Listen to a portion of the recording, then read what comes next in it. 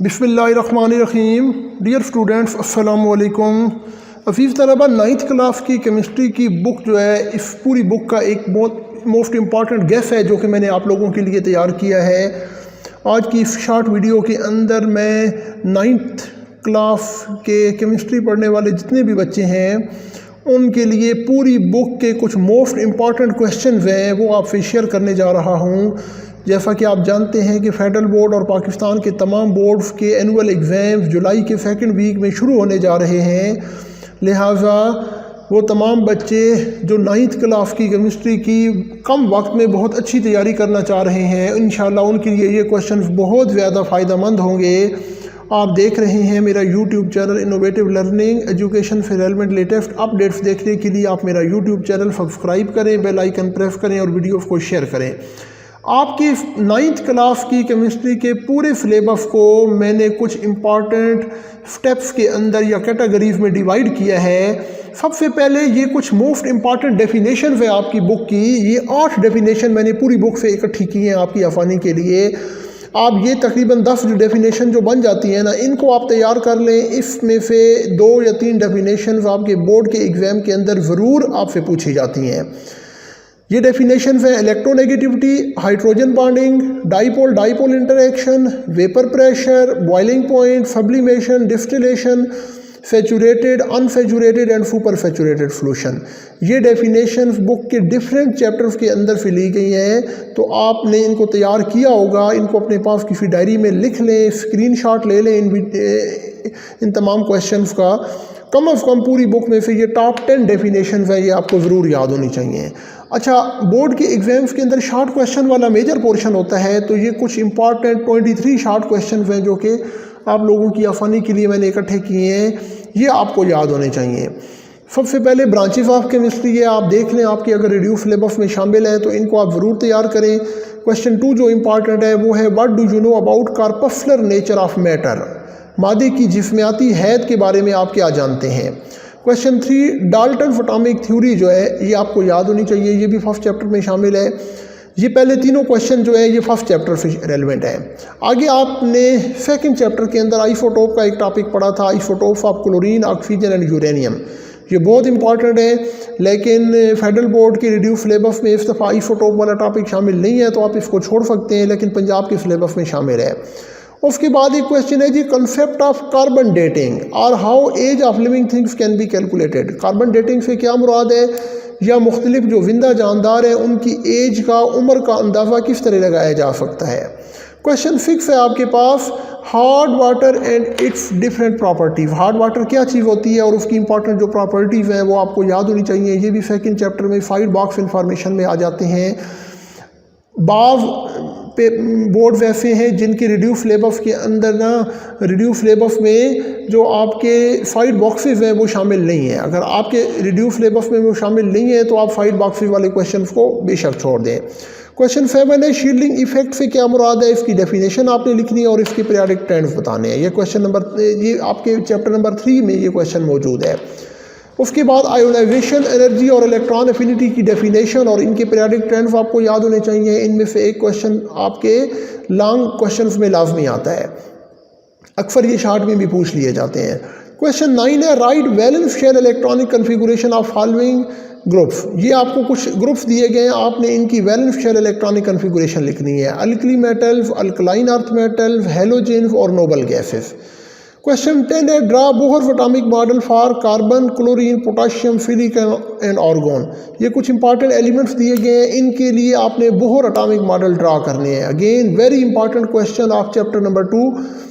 इनमें से 1 या 2 एलिमेंट्स के जो आपके ना बोहर एटॉमिक मॉडल ड्रा करने पेपर में आ जाते हैं। क्वेश्चन 11 है importance of glue and adhesive in daily life. ये आपका सोल्यूशन वाला जो चैप्टर है उसके अंदर ये आपने क्वेश्चन पढ़ा है, वहाँ से आप इसको देख सकते हैं। हाइड्रोजन बॉन्डिंग इन वाटर ये किस तरह होती है, ये स्ट्रक्चर ऑफ मॉलिक्यूल वाला जो चैप्टर नंबर 4 है उसमें ये क्वेश्चन मौजूद है, इसका आंसर। फिर आगे क्वेश्चन 13 है Boyle's and Charles law, very simple. इनमें से एक लॉ अक्सर शॉर्ट क्वेश्चन के अंदर आ जाता है, ये आपने जो 5वां चैप्टर है स्टेट्स ऑफ मैटर वाला उसमें पढ़ा है। How quartz is converted into quartz glass, ये भी आपके 5वें चैप्टर में मौजूद है कि क्वार्ट्स को क्वार्ट्स ग्लास में किस तरह तब्दील किया जाता है। क्वेश्चन 15 है express 400 millimetre mercury in kilo pascal. 400 millimetre mercury को आपने किलो पास्कल के अंदर तब्दील करना है। ये आपका जो सोल्यूशन वाला चैप्टर है उसके अंदर ये क्वेश्चन मौजूद है। क्वेश्चन नंबर 16 है which is more basic, lithium oxide और सोडियम ऑक्साइड, इन दोनों में से आप बताएं कौन सा ज़्यादा बेसिक है, लिथियम ऑक्साइड या सोडियम ऑक्साइड। ये आपका जो लास्ट चैप्टर है केमिकल रिएक्टिविटी वाला उसमें ये क्वेश्चन मौजूद है। Importance of potassium super oxide KO2, ये भी लास्ट चैप्टर के अंदर है, ठीक है। और आगे फिर सेल्फ असेसमेंट 8.4 है आपकी चैप्टर नंबर 8 के अंदर, ये बहुत इंपॉर्टेंट सेल्फ असेसमेंट है, इसको अच्छी तरह आपने तैयार कर लेना है। क्वेश्चन 19 है can fluorine oxidise all the halide ions to free halogen, ये लास्ट चैप्टर में से ये क्वेश्चन लिया गया है। क्या फ्लोरीन बकिया तमाम हेलाइड आयंस को उनके हेलोजन्स के अंदर से रिमूव कर सकती है। क्वेश्चन 20 है name to substances solid at 25 degree centigrade and liquid at 25 degree centigrade. आपने दो ऐसी चीज़ों के या दो ऐसे मुरक्कबात के नाम बताने हैं जो कि 25 डिग्री सेंटीग्रेड टेम्परेचर पे सॉलिड है और इसी टेम्परेचर पे लिक्विड है। ये आपका सोल्यूशन वाले चैप्टर में मौजूद है। 21 है question number ally with example. Ally क्या चीज़ होती है, एलाई की आपने डेफिनेशन लिखनी है और एग्जांपल्स देनी है। क्वेश्चन 22 है एमेलगम विद एग्जांपल। एमेलगम क्या चीज़ है, इसकी आपने डेफिनेशन लिखनी है और एग्जांपल्स देनी है। क्वेश्चन 23 है how is ozone important for us, give reason. Ozone हमारे लिए किस तरह अहम है, इसकी आपने इंपॉर्टेंस बयान करनी है। आगे क्वेश्चन है डिफरेंशिएट फॉलोइंग टर्म्स। ये कुछ इंपॉर्टेंट डिफरेंशिएशन वाले क्वेश्चन हैं, ये आपके बोर्ड के एग्जाम्स के अंदर ज़रूर आपसे पूछे जाते हैं। तो आपकी आसानी के लिए पूरी बुक में से जो मोस्ट इंपॉर्टेंट डिफरेंशिएशन वाली टर्मिनोलॉजीज़ हैं वो मैंने इकट्ठी कर दी हैं। इंशाअल्लाह आप ये तैयार कर लें, इससे बोर्ड के एग्ज़ाम में आपकी 100% प्रिपरेशन हो जाएगी। तो मॉलिक्यूलर आयन और फ्री रेडिकल, इनमें क्या डिफरेंस होता है, इसको आपने डिस्क्राइब करना है, यानी इन दोनों की डेफिनेशन लिखनी है और साथ एग्जांपल ज़रूर देनी है। डिफरेंशिएशन में जब भी कोई चीज़ आपसे पूछी जाए तो अजीज़ तलबा उसमें ना आप उसकी एग्जांपल बोर्ड के अंदर ज़रूर मेंशन किया करें। फिर जी एम्पिरिकल फार्मूला और मॉलिक्यूलर फार्मूला में क्या डिफरेंस है ये भी आपको पता होना चाहिए और साथ दो एग्जाम्पल इनकी याद होनी चाहिए। आयन और फ्री रेडिकल में डिफरेंस पता होना चाहिए, मोल और एवोगाड्रो नंबर में, आइसोटोप एंड एलेक्ट्रोप, डिफ्यूजन और रिफ्यूजन में। इसके साथ डिफ्यूजन और रिफ्यूजन के साथ आप इनका छोटा सा डायग्राम भी बना दें, ठीक है। क्रिस्टलियन एंड अमॉर्फस सॉलिड्स में क्या डिफरेंस है, कम से कम तीन डिफरेंसेस आप ज़रूर लिखें। इवापोरेशन और कंडेंसेशन में क्या डिफरेंस होता है, सोल्यूशन, कोलाइड और सस्पेंशन। ये पूरा एक टेबल आपका जो सोल्यूशन वाला चैप्टर है ना, चैप्टर नंबर 6 उसके अंदर बना हुआ है, तो उस टेबल को आप याद कर लें। कम से कम आपको सोल्यूशन, कोलाइड और सस्पेंशन इनके तीन डिफरेंसेस याद होने चाहिए। ऑक्सीडेशन और रिडक्शन में क्या डिफरेंस है, इसकी तीन आपने पॉइंट लाजमी लिखने हैं। ऑक्सीडाइजिंग एजेंट और रिड्यूसिंग एजेंट की डेफिनेशन और एक एग्जांपल। नोबल गैसेस और Nobel metal. Question 15 very important point of differentiation है कि नोबल गैसेस और नोबल मेटल्स जो हैं उनमें क्या डिफरेंस पाया जाता है, ठीक है जी। आप देख रहे हैं मेरा YouTube channel innovative learning education के लिए लेटेस्ट आप देखने के लिए आप मेरा यूट्यूब चैनल सब्सक्राइब करें, बेल आइकन प्रेस करें और वीडियोस को शेयर करें। अच्छा, आपके बोर्ड के एग्जाम्स के अंदर कुछ इंपॉर्टेंट कंसेप्चुअल क्वेश्चंस भी शामिल किए जाते हैं, तो ये कुछ इंपॉर्टेंट ग़ालिबन 24-25 इंपॉर्टेंट, ये कितने हैं जी 28 इंपॉर्टेंट कंसेप्चुअल क्वेश्चंस हैं जो कि पूरी बुक के मैंने क्वेश्चन आपकी आसानी के लिए इकट्ठे कर दिए हैं। आप ये तैयार कर लें, इंशाल्लाह इन्हीं में से बोर्ड के एग्ज़ाम के अंदर क्वेश्चन आते हैं, इनसे बाहर कुछ भी नहीं आता।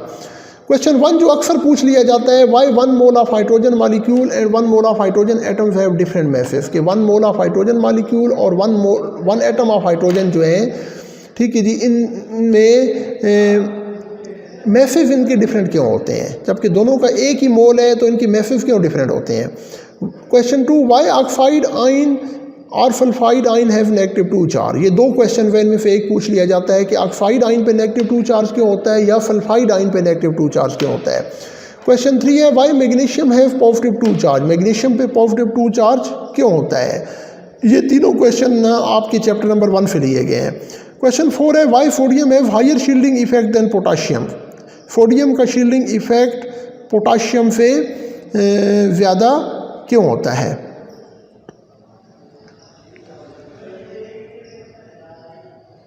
Y sodium have higher shielding effect than potassium. अजीज़ तलबा ये क्वेश्चन थोड़ा सा गलत हो गया है, इसमें आप थोड़ी सी इस्लाह कर लें, इसको थोड़ा सा चेंज कर लें। ये कंपोजिंग की मिस्टेक हुई है। असल में ये आपका क्वेश्चन है कि why potassium have higher shielding effect than sodium, potassium जो है उसका शील्डिंग इफेक्ट सोडियम से ज़्यादा क्यों होता है? जैसा कि आपको पता है कि शील्डिंग इफेक्ट के पीरियोडिक ट्रेंड्स आप लोगों ने पढ़े होंगे कि when we move from top to bottom in a group, shielding effect gradually increases due to successive addition of inner electronic shell. क्योंकि इनर इलेक्ट्रॉनिक शेल्फ के अंदर नंबर ऑफ इलेक्ट्रॉन्स बढ़ते जाते हैं, जिसकी वजह से shielding effect top to bottom in a group बढ़ता है। तो जितने एलिमेंट नीचे होंगे उनका शील्डिंग इफेक्ट ज़्यादा होगा, जो ऊपर होंगे उनमें इलेक्ट्रॉनिक शेल की तादाद भी कम होगी और उनका शील्डिंग इफेक्ट भी कम होगा। तो क्वेश्चन होगा why potassium have higher shielding effect than sodium. Question 5 है why alkali metals belong to F block in the periodic table, कि अल्कली मेटल्स जो हैं वो पीरियोडिक टेबल के एफ ब्लॉक से किस तरह ताल्लुक़ रखती हैं। क्वेश्चन क्यों ताल्लुक़ रखती हैं। क्वेश्चन 6 है why an atom is electrically neutral, एक एटम जो है वो इलेक्ट्रिकली न्यूट्रल क्यों होता है। क्वेश्चन 7 है why atoms have tendency to attain noble gas electronic configuration, bonding के टाइम पे जो मुख्तलिफ एटम्स होते हैं वो नोबल गैसेस की इलेक्ट्रॉनिक कन्फिगुरेशन क्यों हासिल करने की कोशिश करते हैं। क्वेश्चन 8 है why you feel a sensation of coldness when you put nail polish remover on your palm. ये आपका जो क्वेश्चन नंबर 5 है ना, 5 आपका ये चैप्टर नंबर 3 से लिया गया है। 6 और 7 जो है ये चैप्टर नंबर 4 जो है स्ट्रक्चर ऑफ मॉलिक्यूल उससे लिए गए हैं।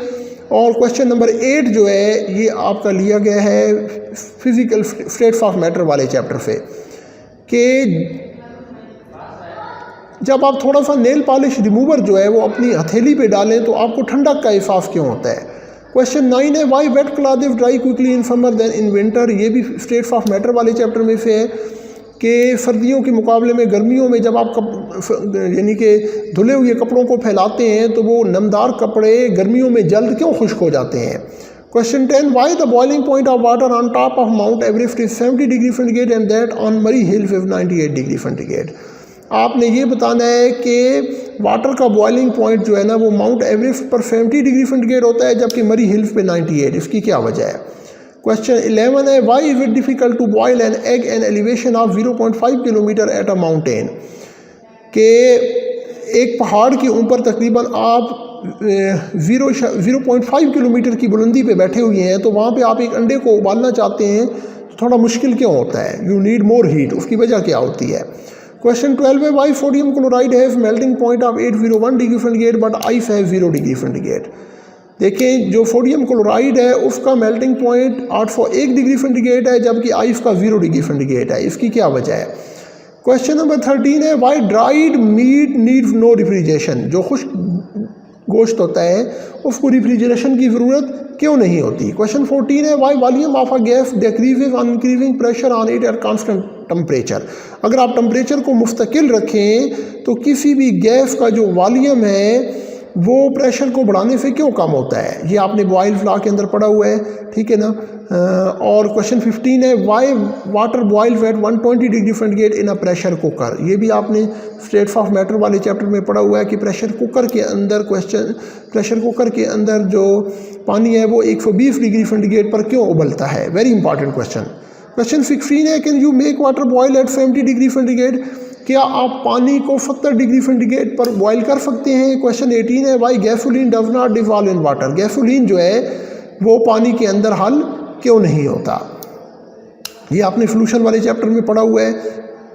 और क्वेश्चन 18 है why NaCl and glucose are soluble in water, NaCl और ग्लूकोज दोनों पानी में क्यों हल पजीर होते हैं। Question 19 why NaCl is more soluble in water than glucose, NaCl glucose के मुकाबले में पानी में ज़्यादा क्यों हल पजीर होता है। Question 20 why benzene and water are immiscible, immiscible का मतलब होता है नॉन सॉल्युबल, इनसॉल्युबल। बेंजीन और वाटर एक दूसरे में हल क्यों नहीं होते। 21 है question number why benzene and carbon tetrachloride are miscible, benzene और कार्बन टेट्राक्लोराइड आपस में क्यों हल हो जाते हैं। Question 22 why oil and benzene are miscible, तेल और बेंजीन एक दूसरे में क्यों हल पजीर होते हैं। Question 23 why copper silver and gold are use to make jewellery and coins, copper silver और गोल्ड जो है वो जवाहरात और सिक्के बनाने में क्यों इस्तेमाल किए जाते हैं।